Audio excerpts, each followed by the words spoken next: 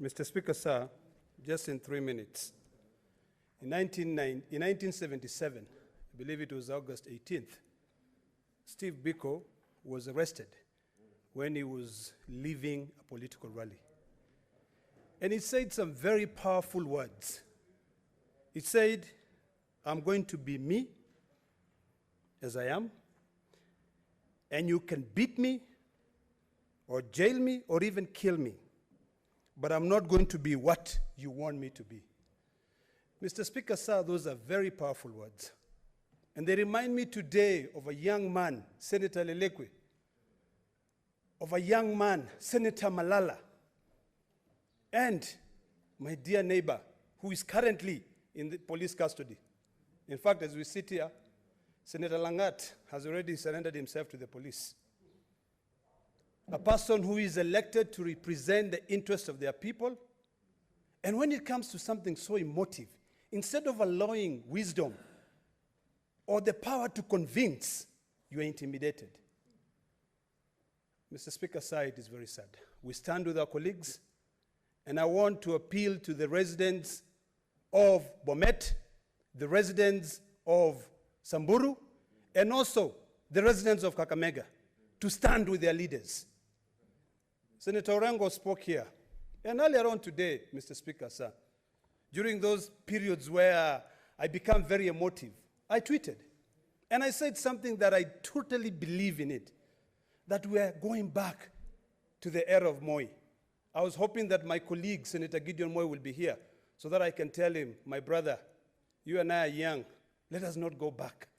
Because what will happen is that we will look, people who have fought so hard, my dear brother, my dear, I call him my father. What's your point of order, Senator Mwaura? There's a point of order. Thank you, Mr. Speaker. Mr. Speaker, it is the order of this House that when the leader of minority speaks, it's only the leader of majority who responds. Now, Mr. Speaker, you said, let me finish. Mr. Speaker, take your seat, Senator Ledama. Take your seat. Mr. Speaker, you say that there was something of special interest that Senator Ledama is supposed to converse of the floor of the House against the protocol, against the procedure. And from his prosecution, he is speaking like any other senator. Is he really not that to come in between the leader of minority and majority? Yet majority of us would have also wanted to contribute, but we respected your ruling, Mr. Speaker. Order. That is my discretion as a speaker, and I've allowed him to speak. Proceed. Thank you, Mr. Speaker, sir. Mr. Speaker, sir, I want to end by saying this. I tweeted and I said, because I want to put it in context. I have a lot of respect for my father, Senator Orengo, who has been a reformer. But if he stood today and supported what this government is doing, he will turn from being a reformer to an errand boy of a dictator. Mr. Speaker, sir, these are things which are very emotive and very personal.